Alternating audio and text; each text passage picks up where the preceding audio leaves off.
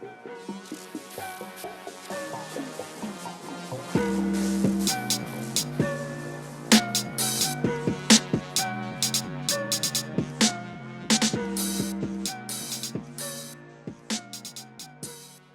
everyone, welcome to LaVille.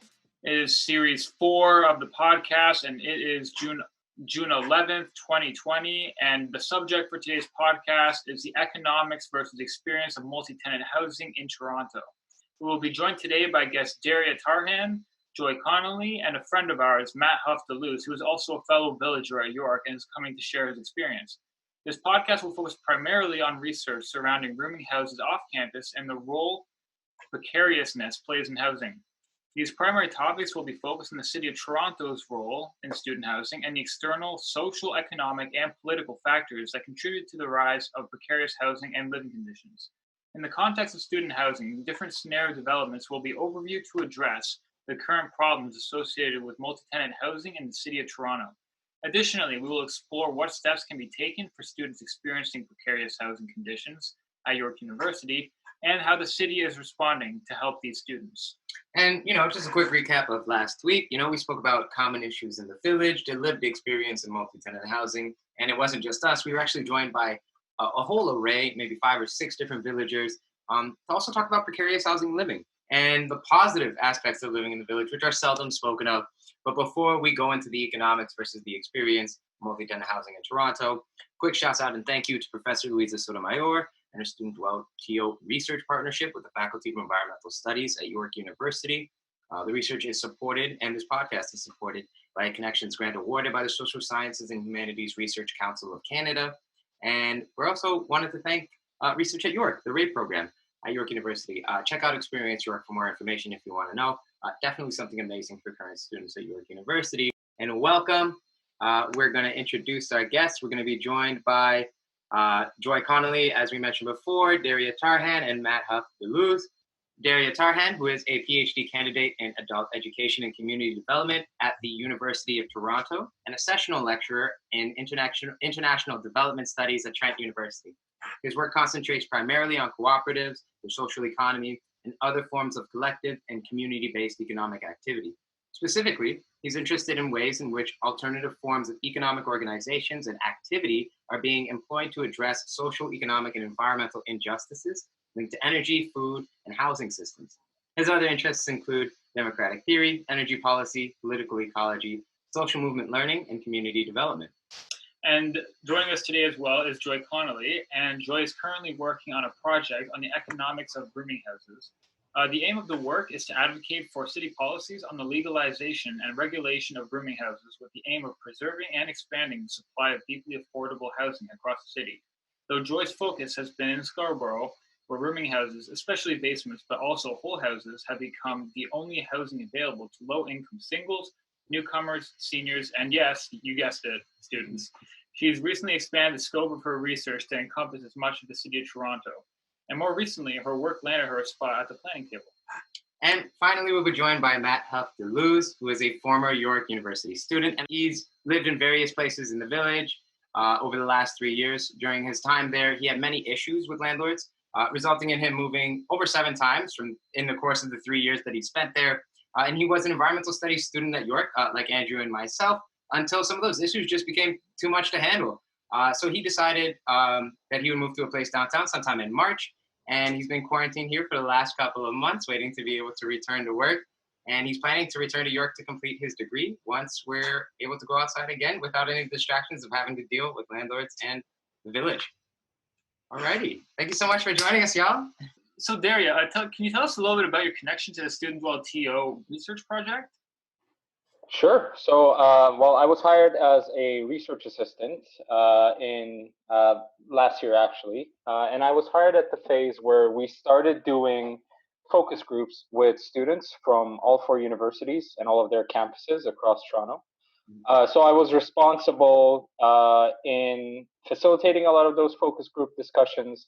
And then I led the team of both graduate and undergraduate researchers who did the analysis on the findings from the focus groups. And the focus groups primarily focused on students' lived experiences around issues of housing. So we listened to students, to what they think their key challenges are. But we also listen to what solutions they're proactively sort of offering to these issues around housing, and also what they're asking specifically universities and policymakers in terms of housing. So I was directly involved in conducting the focus groups and analyzing. That's wonderful. I mean, thank you so much for your participation in that. Can you tell us a little bit about some of the challenges? And we'll focus first on the challenges, and then we'll probably jump to the solutions, if you didn't mind. Okay, so I'm going to try to do this in a way that I haven't done before. So let me know if this works.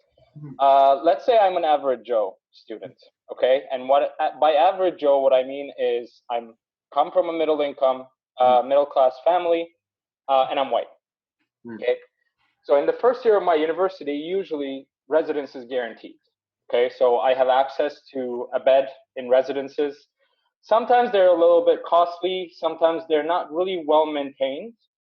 However, I still have access to a residence. Now, however, I have to purchase a meal plan as well. And I'm finding that to be actually very expensive. And now I'm confined to eating at the university, and the options often may not be the healthiest, the most affordable, and in many cases, we're hearing the most culturally appropriate. So, and then my first year is done. And now I'm faced with the reality that I do not have guaranteed housing on campus. Very, very, very few students can get it, but as Joe, I'm not able to get that. Okay, so now I'm faced with the decision of, because by the way, because the number of students that U of T was getting was going up too, so like the chances of actually post first year getting on campus housing is very, very, very low. This is what we're hearing. So now I'm faced with the decision of, okay, I got to look for housing, right? And guess where I am? I'm in Toronto, one of the hottest, quote unquote, I'm doing air quotes, real estate markets in the world, right? Not only that prices are high, but also very high rates of short-term rental units like Airbnb and other home sharing platforms, right? So I am looking in a very, very limited market, right? And what we heard from students is that a lot of landlords are asking, first of all, just solely based on being a student, a lot of people are facing discrimination because they're saying, oh, may not have the most money, I'd rather rent out to a young professional or something like that. And also, we've heard that if you want to get it, you have to have maybe in many cases, provide all of the rent upfront. Yep. Let's say if you're renting it for 8 months. And in a lot of cases, you may not have a credit score yet. So we've heard in the case of international students who are not able to have those credit scores, or students who are coming from lower income families or backgrounds, right? Don't have a credit score, then landlords are also discriminating from that perspective as well. So, I either find housing and the price is really high, or I'm actually pushed, if I'm fortunate enough to live with my family, let's say back in Oshawa and commute, back in Scarborough and commute, or actually seek housing, market housing, farther away than university. And of course that causes, especially for students, it's a students want to be close to campus. This is what we heard, right? Because if the commute time is long, it's costly, and you cannot also participate as much in curricular and extracurricular activities on campus. And you're spending a lot of time, especially if you have to drive, you're spending a lot of time that you could be studying or resting or what have you. So we heard that a lot of students are actually, have taken all their courses on the same day. They're not on campus that much. So they heard that we heard that it really hurt their academics and extracurriculars. So this is just super brief, but remember that I'm the average Joe who's coming from a middle class white family, right? So we've heard many stories of economically marginalized students who do not have good credit scores or who can't get a guarantor, one of their parents or family members as a guarantor, fighting against predatory landlord practices that we're going to talk about. A lot of students who come from middle-class backgrounds said, hey, I was able to ask my father, who's a lawyer, to look over the contract, right? Not everybody has access to that. Yeah. If you're an LGBTQ2S community member, you face significant discrimination when you're accessing, right? And same thing with Black students. But one positive thing is that these two groups of students actually organized on Facebook and online communities in sort of passing along safe housing information with each other. And again, if I'm an international student, most of the time I don't even know what I'm doing. This is my first time looking for housing in Toronto. I don't have credit score. I don't have family members. So economic, racial, and social marginalization sort of exacerbate an already pretty dire situation for every student. And I think that really, really touches on a lot of the challenges that we've actually heard from villagers ourselves, some of the things that I think we've both experienced. And I actually thought that it was really interesting that you mentioned, for LGBTQ2+ communities and for Black communities, they're actually, creating maybe quote unquote modes of resistance or ways of trying to, circumvent some of the discrimination they might face in the housing market, in the open market. So that kind of brings us to the second part of this question. Those seem like some like ideas for solutions, but did students mention any other things that they were doing to kind of deal with some of the challenges that they were facing? I mean, I shouldn't be talking about this. You should be talking about this. You guys should be talking about this. That's a great... I mean, York Village Housing Association is pretty much the case we offer everywhere, right? So one thing that I didn't maybe talk enough is predatory landlord practices. Yes. And this is rampant, especially close to campuses, right? So if it's a 4-bedroom, building up fake walls and room dividers and renting it out to 16 students, and asking for all of rent up front, which is actually illegal. Not having the building up to code, up to fire code, illegal. Putting stuff in the contract that are completely illegal, right? And if you don't have access to sort of that know-how, that expertise, then students are like, I really want this place, I really need this place, okay, I guess, right? So one way that, and I really commend, every time we talk about it, I say, you guys are an amazing experience of this, is students organizing and knowledge sharing and solidarity building, right? So just flagging, especially in the case of York, it's a bit unique because there's a York Village very close by, and you're organizing and passing information along and advocating for each other, for yourselves and each other. And we found the same thing. We, like I said, LGBTQ 2+ students, Black students have similar groups on Facebook saying, listen, this is sort of a safe building or safe landlord, this and that. So there's organizing in that sense. But unfortunately, a lot of the manner that students deal with this issue is working more, right? Because rent is higher, both on campus and off campus. To cope with it, and you're most likely having student loans, right? So you work more, and that hurts, of course, your curricular and extracurricular. And one thing we heard over and over is how students' well-being, mental and physical, is taking a toll. And a lot of them are saying it all comes back to housing. It all comes back to lack of housing, right? We also were going to ask how are some of the ways that they're overcoming housing-related issues, but that's exactly it. They're working more, and they're just trying to find other, almost like market-based alternatives to support living in this market, right? So I think that brings up a lot. And then I mean, speaking about students who are living, in student housing and who are living in the village, Matt, I was wondering if you might be open to sharing a little bit about your experience in the village. Are you currently a resident? Tell us a little bit about that. So yeah, I moved into the village in September in 2017, and I had the same landlord as Andrew did here. So we kind of have a similar experience with this person. Yeah. But it was basically maybe like a 3x6 room in the basement. And right when I moved there, immediately I noticed that the window to the room was broken. And so it's September, right? So it's gonna get cold soon. So I'm messaging the landlord about it. They do nothing about it, right?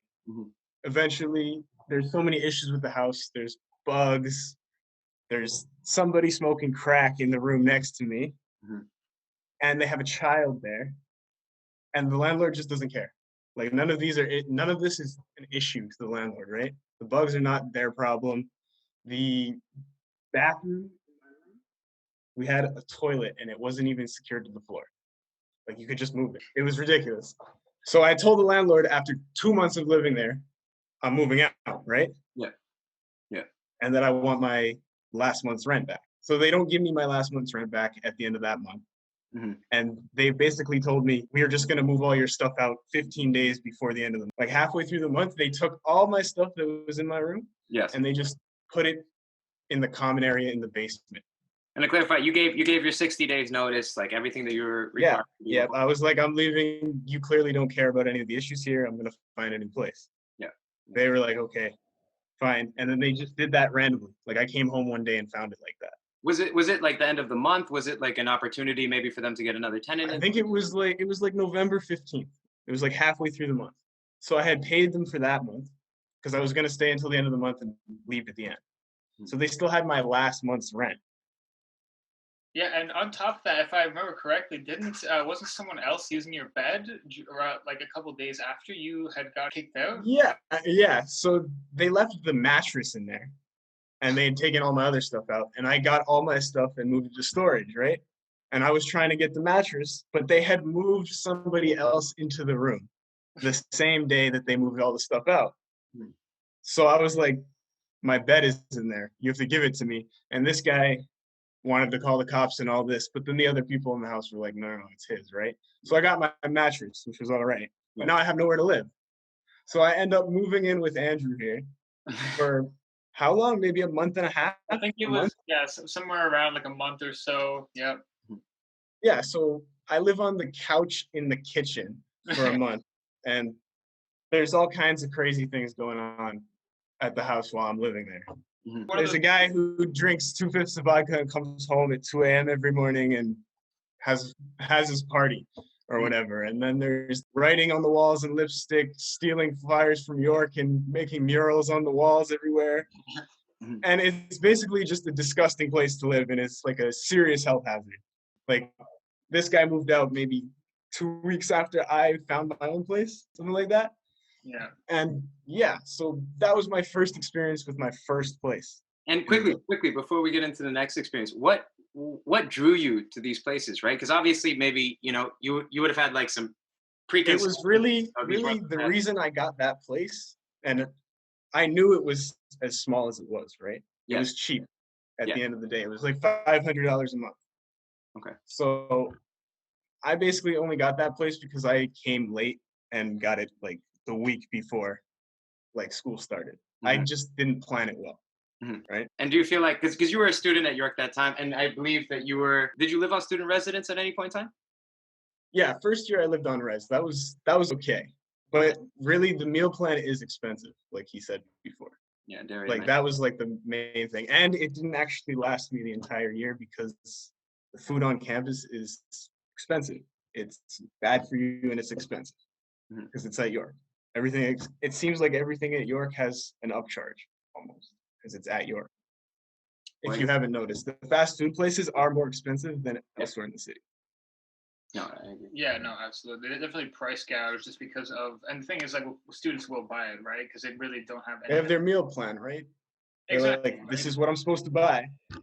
Yeah, exactly. And you can't really cook. You can't buy groceries for yourself. You have nowhere to really do that. Yeah, no, and there's no actual kitchen to even cook or store anything either because it's shared in between. I mean, I want to say a couple hundred residents within one building. So yeah, the access was never there. I mean, even when I lived at Vanier, if you recall, like we could never cook there. There was never any facility. The most you can make is craft dinner. Yeah, the best I can make is craft dinner, and that's given like the limited dishes and whatnot that we had. But yeah, you're just about to mention like the other experience that you had there. So the second place wasn't as bad, but the landlord, she lived upstairs and basically just wanted to be involved in everything that was happening in her basement. She had 4 people living in, I don't know, the tiniest basement you can imagine.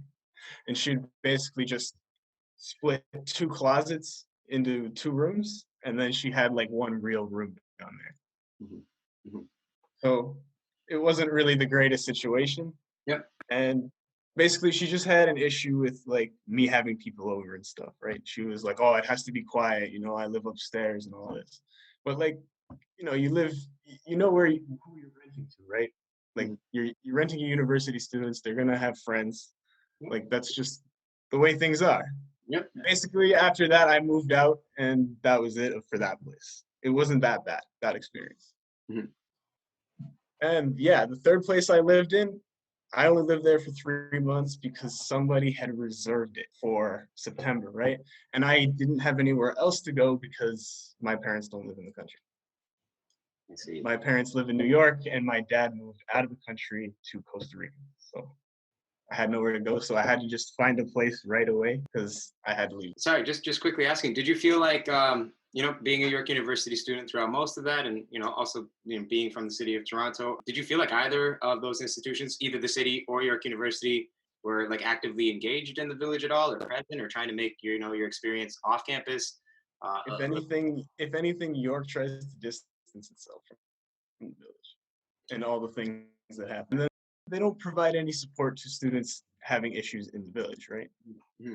And it's hard for them to understand the level of issues happening, right? Mm-hmm. Like you can't really focus on school mm-hmm. while you're trying to not, be homeless because of the landlord, right? Yeah. Right.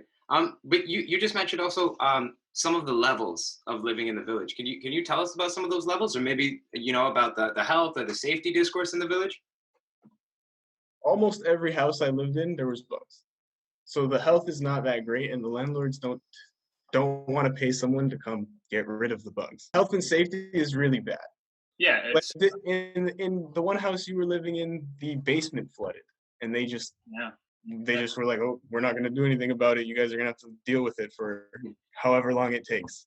Mm-hmm. And there's like mold everywhere. Yeah, no, I recall. Yeah, that was they had to renovate the entire basement after that, and it affected many people, and it actually kind of ruined, if I'm not mistaken, a couple of the appliances, which were subsequently not covered by the actual landlords, and they failed to act on an emergency, and they postponed it, and the situation just got a lot worse. So again, it's we're kind of seeing this constant rotation of negligent behavior between landlords, and this is something that's carried on between multiple different residences. In fact, in most of my experiences, this has been the case, and I'm certain it has been for you from what you've just told us. I mean, and then I know we've spoken a lot about your experience, and there's definitely been a few negatives. I want to search, in last episode or just on Tuesday, we spoke with some villagers. And Emmanuel, he mentioned he had a really positive experience. I want to search and see if you had some positive experiences and if you could tell us about those. I would say the only positive experience that was positive for 90% of the time was the last place I was in before I moved out of the village. Mm-hmm. So this guy, he basically, he did all the typical landlord stuff, took his security deposit and first and last month's rent and all that, right? Mm-hmm. So I was like, okay, it's standard with the village. It's always going to be like that. Mm-hmm. So I give him that, and I'm living there for 6 months, 7 months. And then he's like, oh, I want to raise the rent because, everybody else's lease is coming to an end soon. So I want to raise the rent for everybody. And he's like, I'm going to raise the rent. And I'm basically, that's not going to happen, right? Mm-hmm. Like, you're not raising the rent for me. Not going to happen. It's not the end of my lease. And then, so like 3 months later, it's nearing the end of the lease. And he's like, I'm going to raise the rent by like $150. So he was raising it to $800 because I was only paying $650 before. Wow. And he's doing that to everybody who lives there. It's a massive jump. That's a massive, and you mentioned that you didn't want to pay that. What I was like, absolutely not. Yeah. So I was told I'm moving out because I got another place, so I'm moving out. Mm-hmm. And basically when I told him that, he got pretty pissed off. And it was like, oh, you're breaking the lease, so you have to pay me $2,000 because that's the penalty for breaking the lease. He's like, it's on the lease and everything. It's not on the lease. I have the lease as well.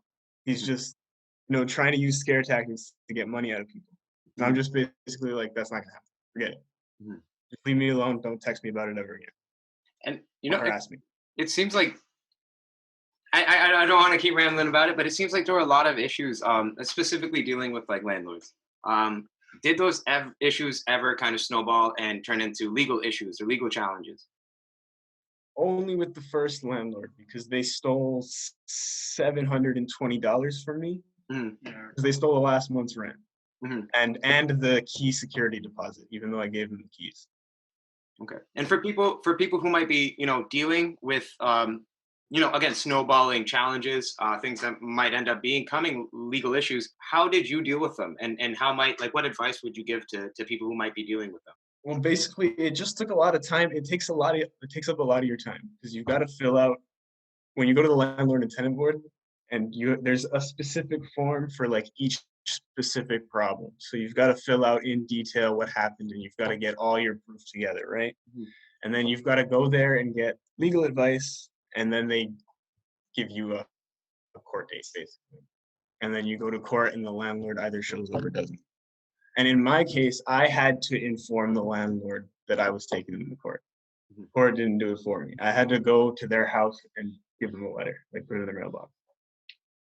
And that court case took a year and a half, because they were citing health problems every single time there was a court date, and just pushing it. Yeah, and I think that's kind of one of the biggest challenges with kind of, I guess, plans set in place for landlord and tenant conflicts, right? And the thing is, like, you can't even call the police or anything if you're being displaced, as you've experienced, and so have I. Yeah, they just say it's a civil issue, and there's nothing they can do. Exactly. So they have no legal responsibility for it, essentially, and they can't really interject in any way with the issue. It has to all be filed to the LTB, which is time consuming, and it doesn't really establish or doesn't really address the issue for that immediate time, right? Because most of these situations, being forced displaced, it is really an emergency, and you and I are not the first ones to be victim of this too. Yeah, and the landlord and tenant board actually can't force them to pay you if you win the court case. They tell them to, right? But that they can't legally make them do it. You have to take them to small claims court. Sorry. Small claims court. That's actually very, very interesting. I didn't know that the landlord tenant board didn't have quote unquote, like the teeth, I guess, to make it so that landlords would have to pay the tenant, or especially when the tenants successfully won the case. All of this brings up, I think, a lot of issues. And what you spoke about a lot was often, rent increasing, poorly managed, I guess, like residential spaces, which, makes you bring, like, why wouldn't they just invest a little bit of money in managing these spaces better to make them better, and maybe improve the living conditions so that they might actually, merit earning a little bit more money, or merit earning or getting a little bit more rent, or at least doing it legally, or abiding by whatever the rent increase codes are. But I guess this brings us to Joy, and we wanted to speak a little bit about the economics of rooming housing, because that's all involved there. But first, we kind of wanted to know, what prompted your interest in rooming houses? Well, it started with my own experience. Coming to Toronto as a grad student, I was studying city planning at U of T's downtown campus, and I moved into campus co-op. And Matthew, when I hear your story, I think such a contrast to my own, because I was living in a house that was a kind of a little bit shabby. It's over 100 years old, but with 14 students altogether there. But it was tremendous sense of camaraderie, fair rents, cheaper than you would get for the regular residences at U of T at the time. They had 5 houses together, clustered together. We had a common dining hall for lunches and dinners. You got your own breakfast. So for me, I lived right across campus. It was cheaper than residence. I didn't feel like a kid, and I made a few friends for life. So for me, it was a very positive experience. And I went on to live with some of those other people in another privately owned house. And for me, it showed me that living together in shared accommodation isn't always, but could be a very affordable, pleasant alternative for people, particularly people on low incomes. So that was my interest in shared housing, but my interest in affordable housing happened at exactly the same time. I was at planning school. What can be more fundamental to the city's well-being than adequate housing and affordable housing?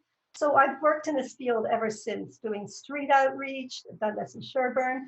I worked in co-op housing for a long time. I now do consulting and advocacy.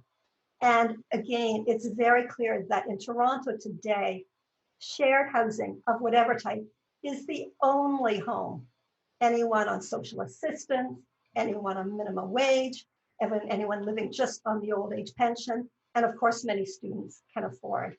So as Natty said, when we started off, I'm interested in city policies that help preserve and increase the supply of what can be deeply affordable quality housing, but often isn't. And recently I've been looking at the economics of rooming houses. What does it actually cost to deliver good quality shared housing?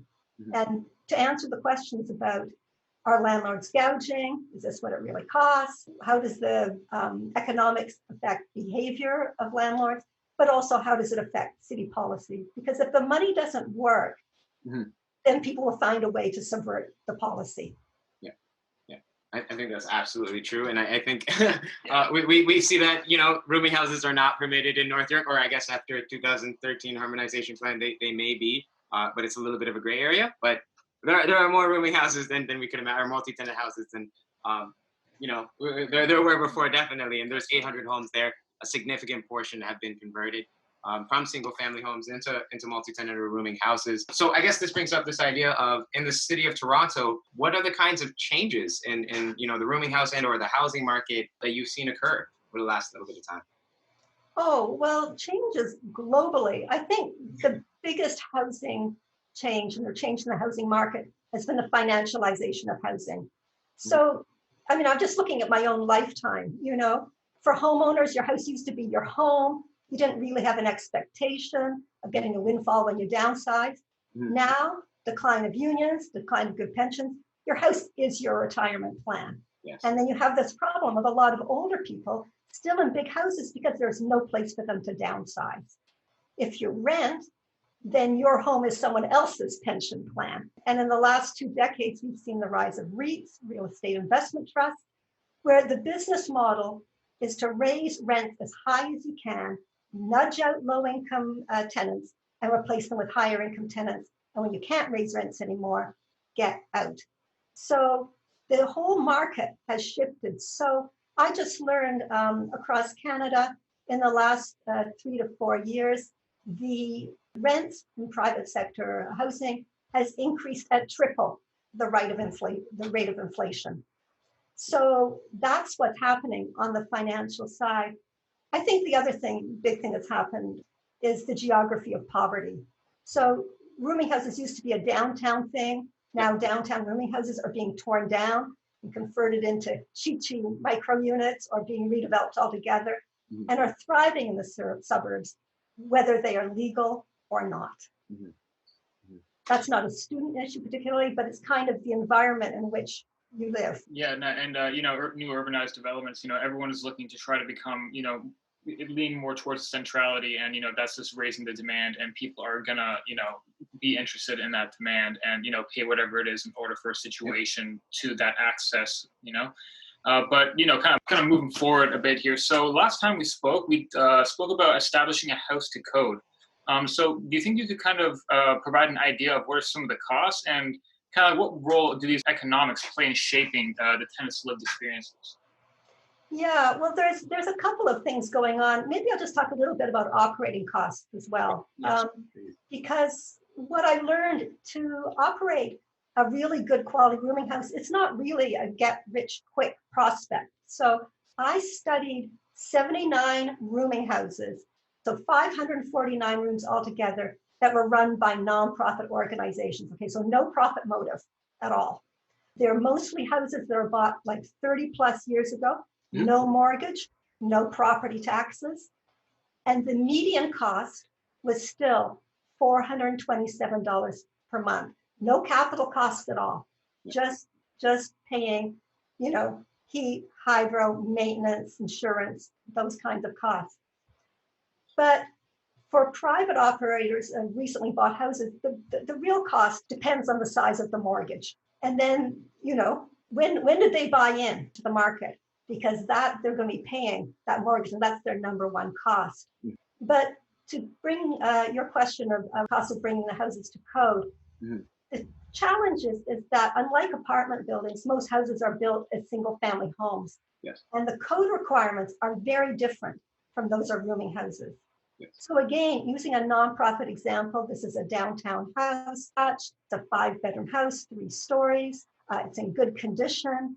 It cost $200,000 to install the fire separations and the commercial sprinkler system that was needed. And that's downtown where rooming houses are legal. So now what I'm doing is looking at, that's one kind of built form. But what does it cost for a typical suburban rooming house to be brought up to code? And so I'm trying to find individual houses where I get some information, enough to get a code consultant and an architect to look at it and determine how much it would cost. And if I can make a bit of a plug, I would love to do a study of a house in the village. So I see Matthew's nodding away. So if any of your listeners would be willing, here's what I need. I need a floor plan. I need a photo from the outside. I need to know the number of rooms rented, and I'd like to know what tenants are paying per month.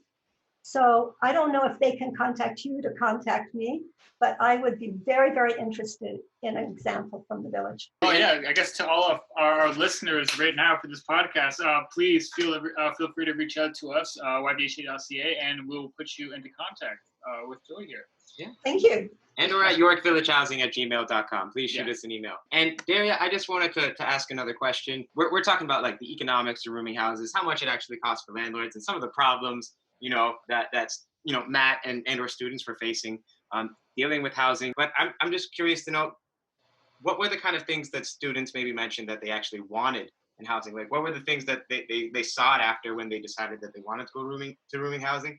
And then Matt, I think we're going to ask you to follow up with a question later as well. All right. So I'll first talk about what the students said and then finish with a little bit of a commentary of my own. And what we heard from the students, first and foremost, is affordable on-campus housing. Affordable on-campus housing. It's every single focus group, every single student, because if there were enough beds that were actually affordable, then all of these experiences with predatory landlords, high rent, long commute times, any other issue that I identified is averted in the first place, right? And what we heard students say is, we want to be students, right?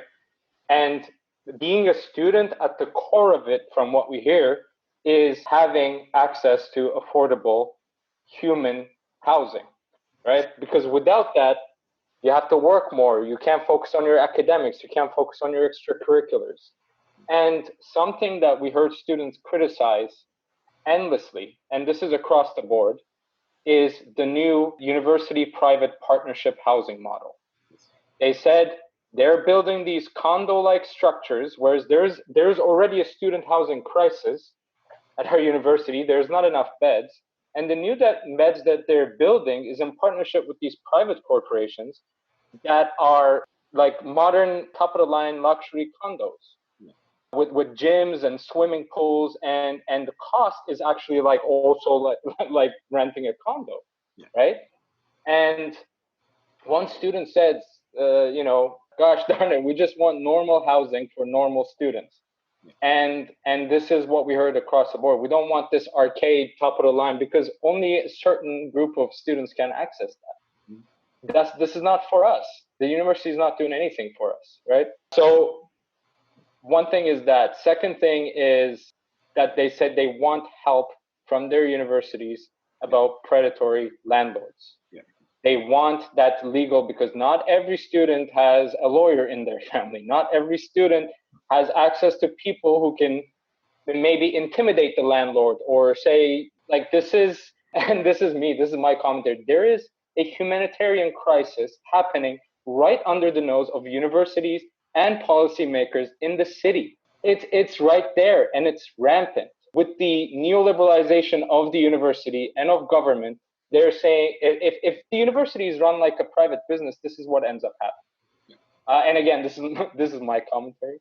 And they're saying, tuition fees are going to go up, and we have to think of the bottom line, and we're going to build these new public partnership, private partnership models. But when it comes to advocating for students who are paying us an obscene amount, then it's their responsibility, it's their individual responsibility. And I think that this is both a call to university administration and policymakers in the city to address this crisis that is happening right under their nose. Yeah, that was my commentary. So that's. I think also with York has, and we mentioned this before, a very large international student body. We have a very large extra local student body. We're a commuter school, and we actually spoke about this with Bria on June 9th, Bria Hamilton and Sarah Levy, and being in that position, right? Like when you do secure housing, or when you're trying to, the level of compromise that you're playing at, and then the insecurity associated with actually living in that housing, it is overwhelming, or at least in my experience, it was overwhelming. And I could imagine it is maybe not overwhelming, but at least challenging. Again, to students that are just trying to go to university and just trying to be students. And I think that is a big problem. So thank you very much. Absolutely. Yeah, the key word that came up is precarity, right? You're constantly thinking, you're already in a transitory kind of housing situation, right? Most of the time it's 8 months or 4 months, right? And the constant financial and mental struggle of moving, and also stuff like Matthew talked about and experienced, right? It's not only like, okay, at least for these 4 months, I'm good. No, there's so much illegal activity happening that's led by landlords that's happening in the city, and that students are experiencing, right? So and it takes a massive toll on students' mental well-being. One student said, we asked this question about mental well-being, and she was like, "What mental well-being? I don't have none." And every issue I have, I can relate it back to housing. And I thought that was really striking. I think it definitely reflects some heartstrings, because I completely agree, right? It's the place you go to, it's the base, it's your shelter. If you look at like Maslow's hierarchy, it's the foundation of that hierarchy, right? It's those things you need before you can go and achieve, those goals. Like I want to be more educated, right? You can't do that if you don't know if you're going to be able to sleep well tonight, or it's just significantly harder. A big problem. But Matt, we did want to ask you. We're talking a lot about the problems in the village again. But what are some of the things that you wish you could have seen change in the village, either while you're there, or that you wish you could see change right now? Well, I think the issue with having 20 people living in a house really needs to change. Because sure, they provide a kitchen and a fridge for you can, in theory, buy groceries, right? But not when 20 other people are trying to store their stuff there as well. The kitchen's not built for that, right? The house isn't built to support 20 people all trying to live their individual life, right? Because they've split it up with their fake walls and everything. And I think that is something that really, really needs to change. I agree. Yeah. I mean, the whole 20 people is absolutely outrageous, and it doesn't really create a sense of privacy, and also it might actually kind of provoke the mental stability of many students who are trying to just live peacefully and not live fear of potentially some altercation happening in between people that you may not even know, right? Especially people who are new to these off-campus student housing. It's a really crazy experience, and just speaking from I guess personal experience, and I guess on your behalf here, Matt, it is quite challenging at first, and the precarity of it is absolutely astounding, and the minimal amount of help from the university and even the city of Toronto is absolutely ridiculous. I think a lot of what ends up happening is that the burden of ensuring that students are okay, or ensuring that tenants are okay, is just offloaded onto those very people, right? And if you are an individual who's dealing with mental health issues or physical health issues, you're an individual who has a criminal record or criminal past, or you're an international student that doesn't necessarily have the same footing as somebody who's a domestic student. Like, all of those are disadvantages, and there are very few supports for those people, specifically off campus, but even on campus at times, right? So it's difficult to see those accommodations. But no, thank you so much, Matt. I think we have the last question here for Joy. Yeah. I guess, Joy, what are the methods in which we can disseminate information regarding student housing across the GTA? What recommendations could you make in terms of information gathering, kind of, I guess, sending a message to establish these reparations in the student housing crisis? Well, I think you're already doing it. The city is looking again at rooming house policy. That's something that's going to be coming up fairly soon. There will be opportunities for consultation, and I hope people participate. I know it's not easy. The students who kind of come in, they're brand new to the city. They don't know about committees at City Hall and so forth. I would actually commit to making sure that you folks were informed, and for you to pass out the word among your colleagues and friends to engage you in that process. So that is coming up as an opportunity. I mean, what really strikes me to this whole conversation is the themes of legality and scarcity. The legality issue is that you have people all over the city who, in fact, are already protected by property standards, by bylaws. These things already exist, but they cannot exercise their rights, either because they don't know them, all the issues that you've talked about, or they're afraid. They're afraid that if they speak up, that the city is going to swoop down and say, oh, this is a legal house, and out you go. So that's the concern. And the scarcity is the fundamentals, because as long as there's not enough housing to go around, it's a scarce commodity. Landlords will charge not what it costs, which is what I'm researching, but whatever they can get. And to me, those are the two fundamentals. Yeah, absolutely. And, with the quick turnover rate between students entering in and out of houses, and, it's just a huge money scheme for landowners who, have people come in and out. And, it's like they've created this really malicious business where they kind of extract the most capital out of students with outrageous rent prices. And since, and people are not complacent, but they feel like since their tenure at the university or in the house is limited, they say, okay, I'm just going to deal with it. It'll be over soon, and so on and so forth. And then this is where we see this vicious cycle, right? Keep on repeating itself over the last X amount of years at York University and across the city of Toronto, at other recognized universities. So, yeah, I mean, I guess you make a really great point on that. Yeah, and I think that was all that we had in terms of questions. Do any of y'all, Joy, Daria, Matt, do y'all have some questions for us at all, or? If I can make a final comment related to the point that you, Joy, and you guys were making, and in terms of what the students are doing and what they want from universities, I think the saddest part of our research was when we asked the question, what do you want from universities? And hearing all of the answers: affordable housing, good transportation, tuition fee freeze or reduction, help with predatory landlords, help with legality, right? All of those things. And then a 5-second pause, and they're not going to do it. It costs money. They're not going to do it. And I think that this distrust in a public institution, in a public educational institution, is very, very alarming.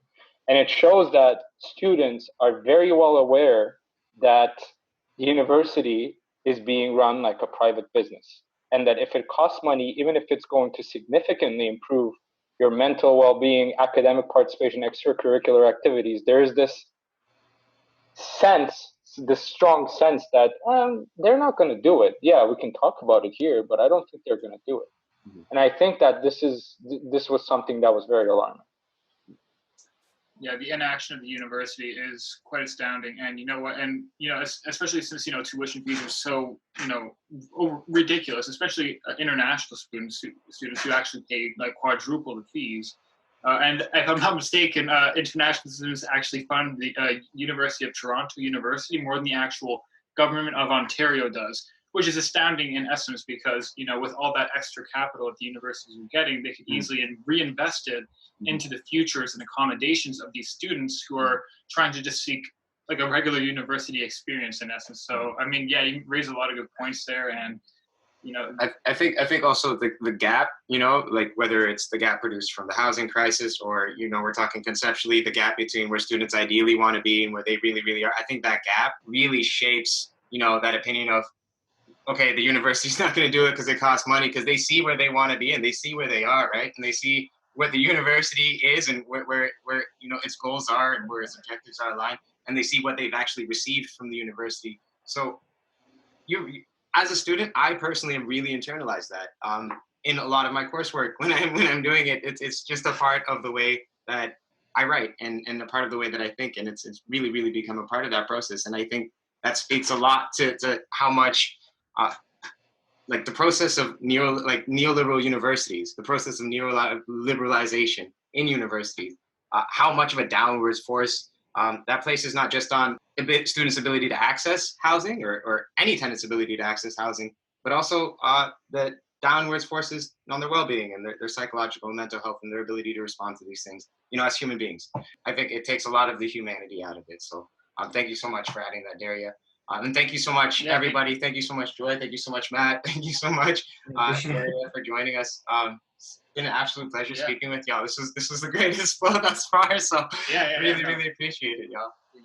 A total pleasure. Thank you for inviting us. Thank you. Pleasure is all ours. Thank you so much. Andrew, Nati, Joy, and Matthew, it was really nice meeting you as well. And thank you for sharing, and I learned a lot from both of you. Yeah, I'm really glad to hear it.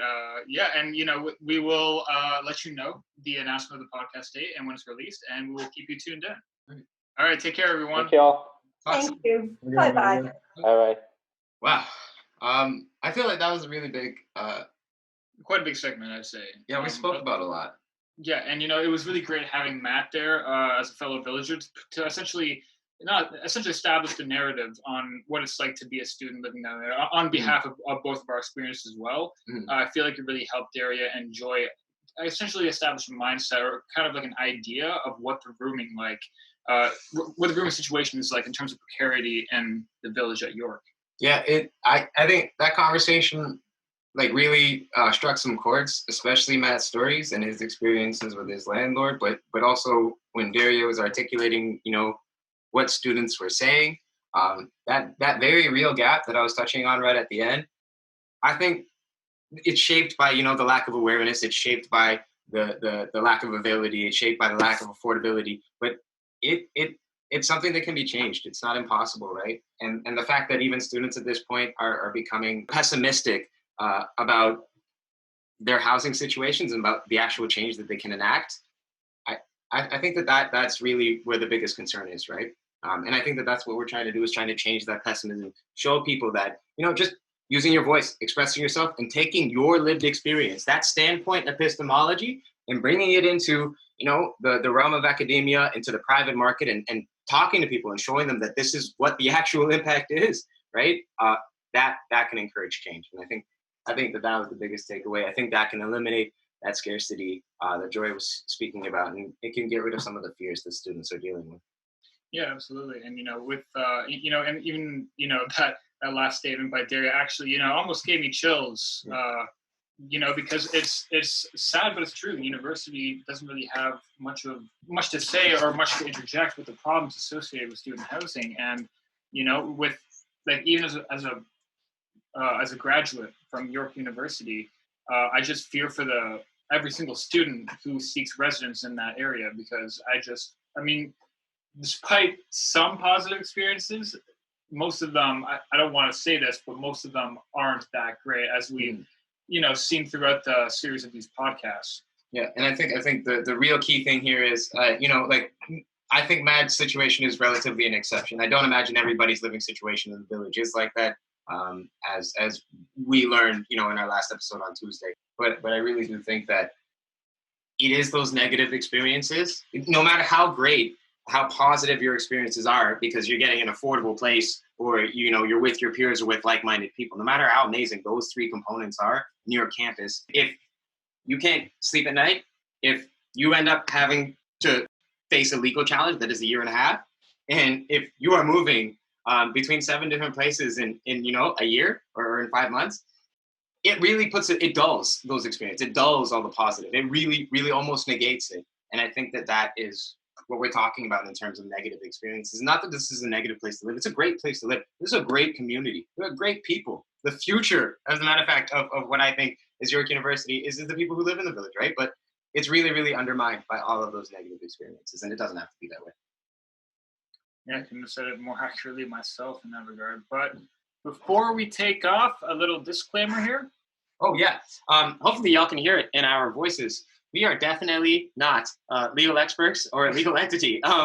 We're actually just villagers. We're people who are trying to help other people that live in the village at York University and or in housing in the city of Toronto improve their living conditions. And if you want to learn more about your rights as a tenant, feel free. Visit us at yvha.ca. go to the Ontario government website at ontario.ca page renting your rights.